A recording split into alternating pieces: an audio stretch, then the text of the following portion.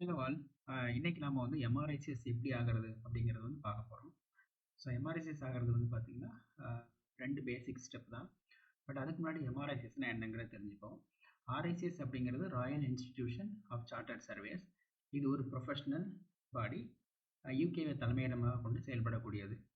இதில் வந்து யாரெல்லாம் மெம்பர் ஆகலாம் அப்படின்னா land, real estate, infrastructure, construction. Okay, so இந்த 4 ஃபீல்டில் யார் நீங்கள் ஒர்க் பண்ணதாக இருந்தாலும் நீங்கள் எம்ஆர்ஐசிஎஸ் ஆகலாம். ஓகே, குவான்டிட்டி சர்வே இருக்கணும் அப்படிங்கிற நெசசிட்டி கிடையாது.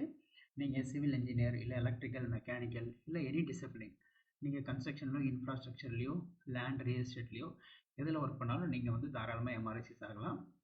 எம்ஆர்ஐசிஎஸ் அப்படிங்கிறது சார்ட்டர்ட் டெசிக்னேஷன். ஓகே, எம்ஆர்ஐசிஎஸ் ஆகிறதுக்கு மினிமம் குவாலிஃபிகேஷன் ஏதாவது ஒரு பேச்சுலர் டிகிரி ப்ளஸ் 5 வருஷம் எக்ஸ்பீரியன்ஸ் இருக்கணும், ப்ளஸ் அதர் ஏரியா. டிப்ளமோ இருந்தால் கூட நீங்கள் ஆகலாம், but you need to have minimum 10 years experience. Okay, MRICS ஆகிறதுனால உங்களுக்கு ஒரு பெட்டர் சேலரி, பெட்டர் ஜாப் எல்லாமே கிடைக்கும். ரூட் பார்த்தீங்கன்னா வேரியஸ் ரூட் இருக்குது. நீங்கள் ஏதாவது ஒரு பேச்சுலர் டிகிரி வித் 5 வருஷம் எக்ஸ்பீரியன்ஸ் இருந்தீங்கன்னா ஏபிசி ப்ரிலிமினரி ரிவ்யூவில் போகலாம். மற்ற route based on RICS accredited degree.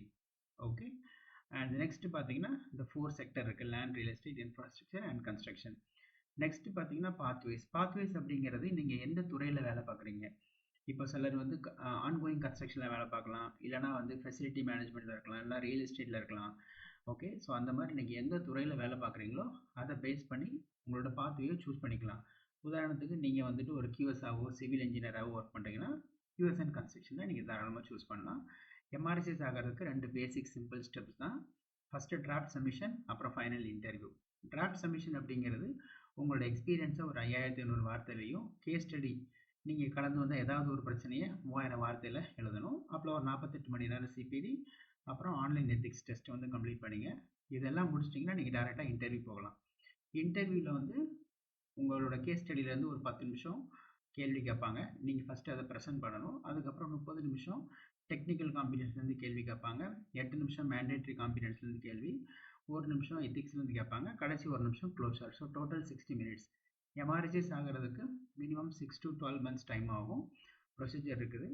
இப்போ நீங்கள் மிடில் ஈஸ்ட் அண்ட் நார்த் ஆஃப்ரிக்காவில் ஒர்க் பண்ணுறீங்க அப்படின்னா இதுதான் உங்களோட டைம் லைன். ஓகே, இப்போ வரப்போகிற விண்டோ வந்து February மாதம் ஓப்பன் ஆகுது.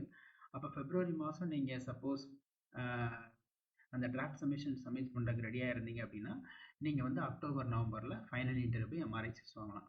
ஒருவேளை நீங்கள் February மிஸ் பண்ணிங்கன்னா அடுத்த சப்மிஷன் ஆகஸ்ட் மாதம். ஆகஸ்ட் 2026 நீங்கள் சப்மிட் பண்ணுறீங்க அப்படின்னீங்கன்னா மே 2027 நீங்கள் எம்ஆர்ஐசிஎஸ் வந்து வாங்கலாம். எம்ஆர்ஐசிஎஸ் பண்ணுறதுக்கு என்ன ஃபீஸ்ன்னு பார்த்தீங்கன்னா நீங்கள் எங்கே வேலை பார்க்குறீங்களோ அதை பேஸ் பண்ணி தான் ஆர்ஐசிஎஸ் ஃபீஸ் சார்ஜ் பண்ணுவாங்க. நேஷ்னாலிட்டி படி கிடையாது. ஓகே, சப்போஸ் நீங்கள் மிடில் ஈஸ்ட்டில் ஒர்க் பண்ணிங்கன்னா இதுதான் நீங்கள் ஆர்ஐசிஎஸ் கட்ட வேண்டிய ஃபீஸ். மென்டரிங் ஃபீஸ் வந்து இங்கே நான் போட்டிருக்கேன். வேறு ஏதாவது உங்களுக்கு டீட்டெயில் வேணும்னா நீங்கள் டேரெக்டாக என்னோட அஃபிஷியல் வெப்சைட்டில் ரீச் பண்ணலாம். And plus my informations are available here. Thank you. டீட்டெயிலாக தெரிஞ்சுக்கணுன்னா எனக்கு வந்து இந்த நம்பருக்கு வாட்ஸ்அப்பில் மெசேஜ் பண்ணுங்கள், இல்லை இமெயில் பண்ணுங்கள். Okay, thank you.